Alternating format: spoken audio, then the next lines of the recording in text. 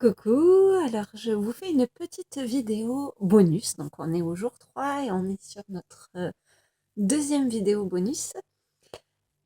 Voilà, je vais juste prendre quelques instants pour partager avec vous une explication sur la voix du cœur, sur le langage du cœur. Euh, la voix du cœur, c'est un peu, je vais vous prendre une image, hein. Pour celles qui me connaissent, vous savez que les images, c'est quelque chose, c'est un langage qui m'est familier. Donc, la voix du cœur, c'est un peu comme ces mots d'amour qu'on susurre à ceux qu'on aime. Là-haut, on parle doucement. Il y a beaucoup de puissance dans la voix du cœur, mais c'est une voix qui s'écoute.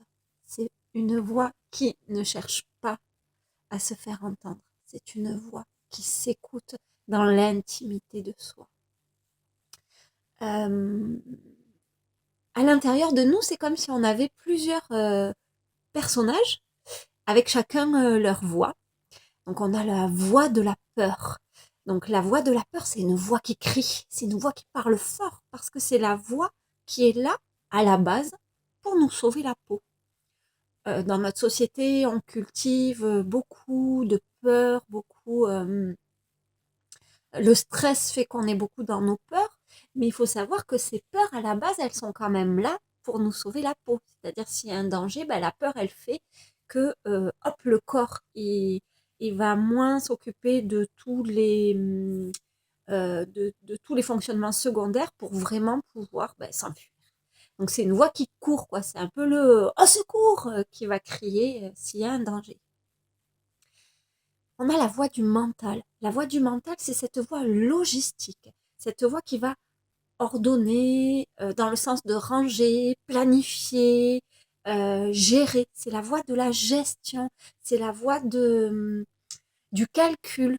C'est un peu la voix de ce professeur qui donne la consigne et qu'on a envie. C'est la voix qui se fait entendre. C'est cette voix qu'on a envie d'écouter consciencieusement pour pas perdre une partie de la consigne. L'exercice d'aujourd'hui de dire merci, merci, merci, ça va permettre d'amener un état vibratoire où ben, la peur, elle n'a pas besoin de hurler au secours. Donc du coup, où elle redescend. Le mental, si on dit merci, c'est qu'on est en sécurité et c'est qu'on n'a pas besoin de plus.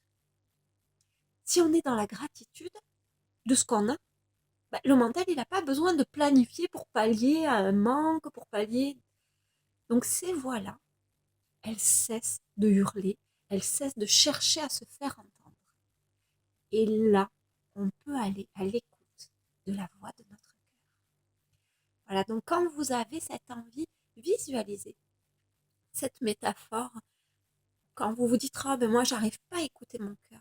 Mais si je suis dans la peur, le cœur, il peut bien dire ce qu'il veut, mais s'il le susurre, ben, on va entendre celui qui crie. Si je suis dans le futur à me dire, bon, il faut que j'organise ça, il faut que j'organise ça, ben, on n'entend pas la voix qui susurre. Voilà. Je vous embrasse. Et là, je vous dis à demain.